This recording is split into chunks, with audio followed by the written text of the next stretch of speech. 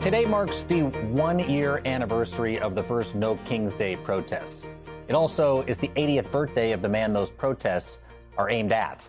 And as the country enters its 250th year, the President of the United States is marking the occasion, this is true, with a cage fight on the South Lawn of the White House. Most Americans couldn't tell you what the letters UFC stand for. And that's okay, because this event was never meant for most Americans.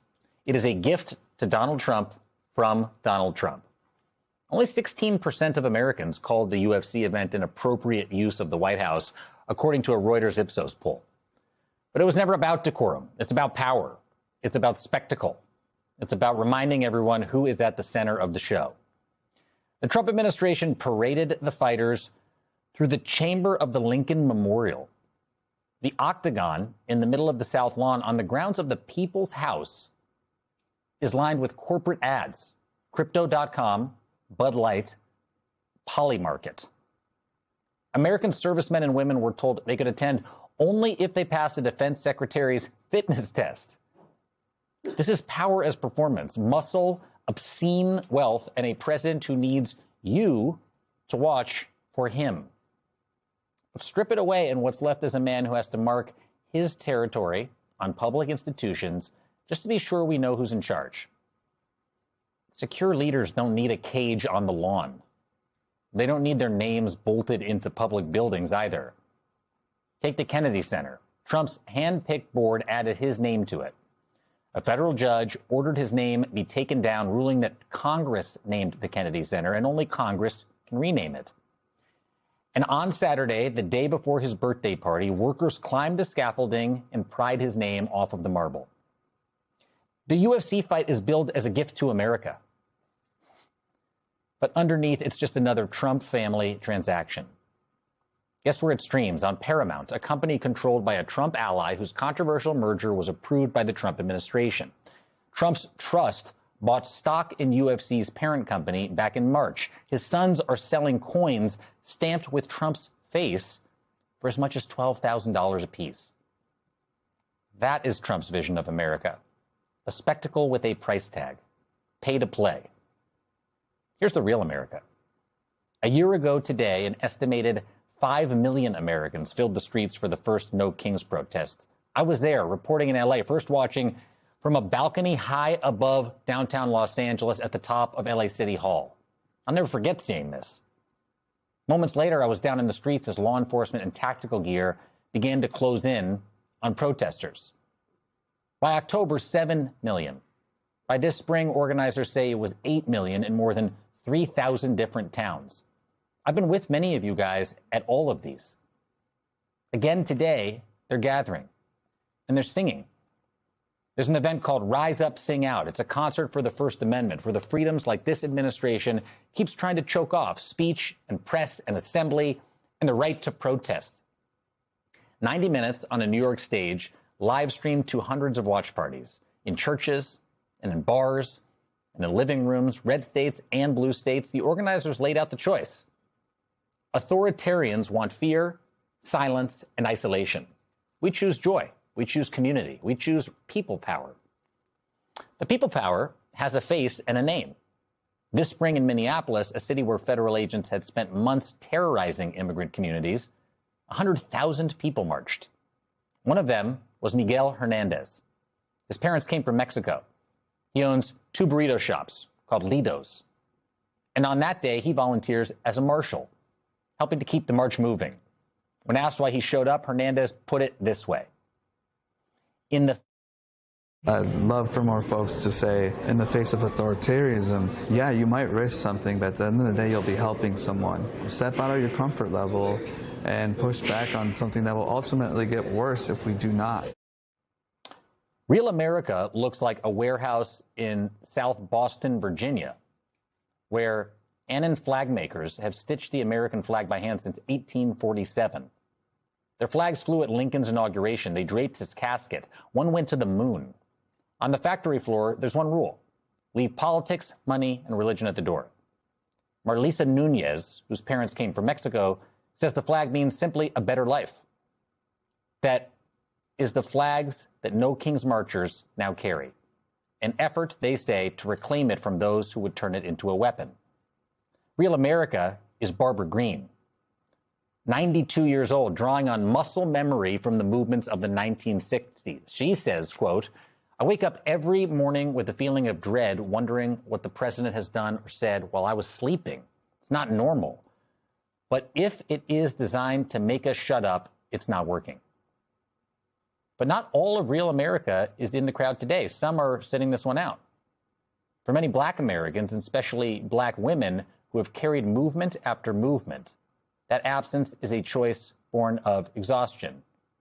Neoshi Smith, a Baltimore resident, put it this way: "Black women in particular continue to carry this country on our backs while not being protected, supported, or even consistently shown up for in return. We show up to vote, we build movements, we create pathways forward, and then we're often left standing alone." That's not apathy. As University of Maryland professor Marcus Johnson put it, Black people are not stepping back, but it's being more intentional about engaging in politics in the places where you perceive your impact. And Real America is carrying a load. 2 in 3 consumers reported living paycheck to paycheck last year, according to research firm Pimmons Intelligence. 71% say healthcare is unaffordable, according to a poll from United States of Care. Gas has climbed past $4.50 a gallon on average, while families trim grocery lists and put off doctor visits. A record 55% of Americans now say their finances are getting worse. 55%, the highest Gallup has measured since it began asking in 2001. That's worse than the Great Recession, worse than the pandemic, and 2/3 of Americans now say they are more afraid of running out of money than of dying. And the president, when asked whether the high prices factored into his decision-making about the war, this is what he said. The only thing that matters when I'm talking about Iran, they can't have a nuclear weapon. I don't think about Americans' financial situation. I don't think about anybody. Days later, what did he call that? A perfect statement. He said he'd make it again. Today, the president will sit ringside at his own party. The country he ostensibly leads will be somewhere else. Some of it trimming the grocery list, deciding whether a trip to the doctor can wait.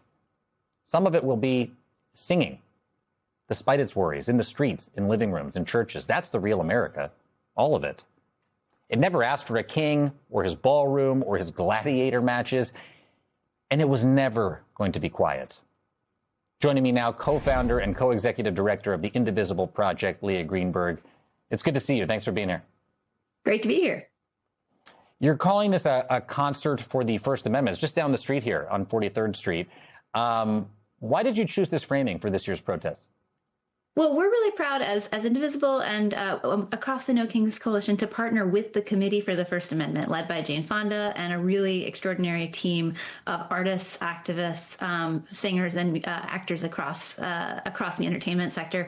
And they had this vision of putting on a concert that would actually really articulate the values that are under attack right now from this administration. And so for us, this moment was about trying something new, right? We've proven that we can put millions and millions of people in the streets with literally historic numbers time and again.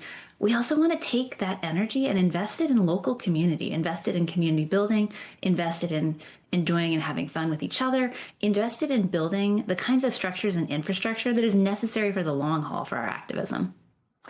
And I have to tell you, it has been incredible to be out there, just purely the feeling of being with people. I talked about it yesterday. Over the course of the last year, I think I've been to every one of them. And I wonder, for you, a year after the first No Kings protest, what do you think has changed other than the numbers continuing to grow?